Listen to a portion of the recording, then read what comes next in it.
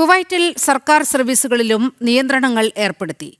നാളെ മുതൽ സർക്കാർ ഓഫീസുകളിൽ ഹാജരാകേണ്ട ജീവനക്കാരുടെ എണ്ണം വെട്ടിക്കുറച്ചു. അതേസമയം ഒരറിയിപ്പുണ്ടാകുന്നതുവരെ വിദ്യാഭ്യാസ സ്ഥാപനങ്ങളിലെ ക്ലാസുകൾ ഓൺലൈൻ വഴിയാകും നടക്കുക. നിലവിലെ സാഹചര്യം കണക്കിലെടുത്ത് കുവൈറ്റിലെ സർക്കാർ ഓഫീസുകളുടെ പ്രവർത്തനങ്ങളിൽ വലിയ മാറ്റങ്ങളാണ് പ്രഖ്യാപിച്ചത്. തിങ്കളാഴ്ച മുതൽ സർക്കാർ സ്ഥാപനങ്ങളിൽ ജോലിക്കെത്തുന്നവരുടെ എണ്ണം 30% കുറയ്ക്കാൻ സിവിൽ സർവീസ് കൗൺസിൽ തീരുമാനിച്ചു.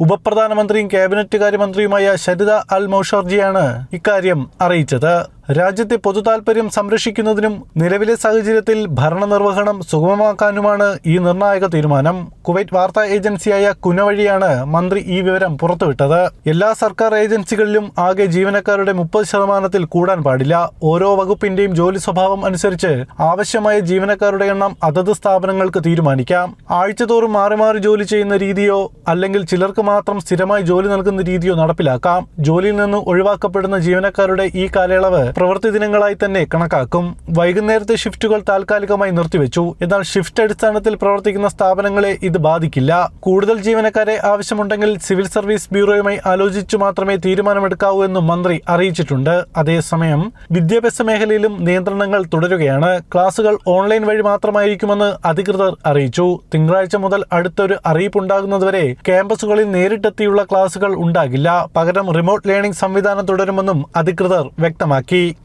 ജനം, കുവൈറ്റ്.